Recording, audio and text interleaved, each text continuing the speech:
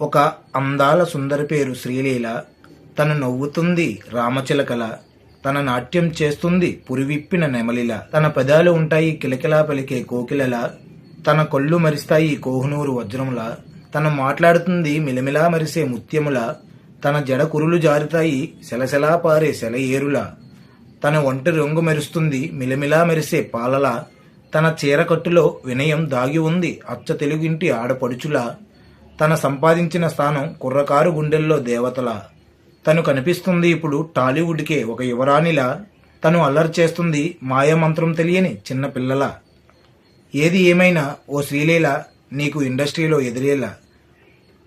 తను అందాల అనుపమ లేక అపురూప శిల్పమా, కోటి కాంతుల రూపమా లేక కోహనూరు వజ్రమా, విల్లు విరిసిన స్వప్నమా లేక విరజాజి పుష్పమా, అందచందాల రూపమా లేక ఆరాధ్య దీపమా, అందరినీ కలవరపరిచే కావ్యమా లేక అందమైన కళ్ళతో మాయ చేసే ముత్యమా.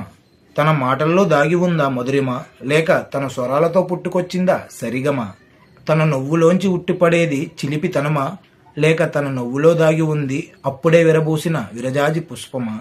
తన నడకల్లో దాగి ఉన్నది నెమల చేసిన నాట్యమా లేక పురివిప్పిన నెమలి పించమా.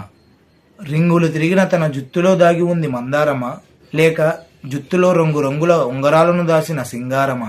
ఏది ఏమైనా దొండకాయ బెండకాయ అనుపమ మన గుండెకాయ. ఈ కవిత మీకు నచ్చినట్లయితే ఈ వీడియోని ఒక లైక్ చేయండి.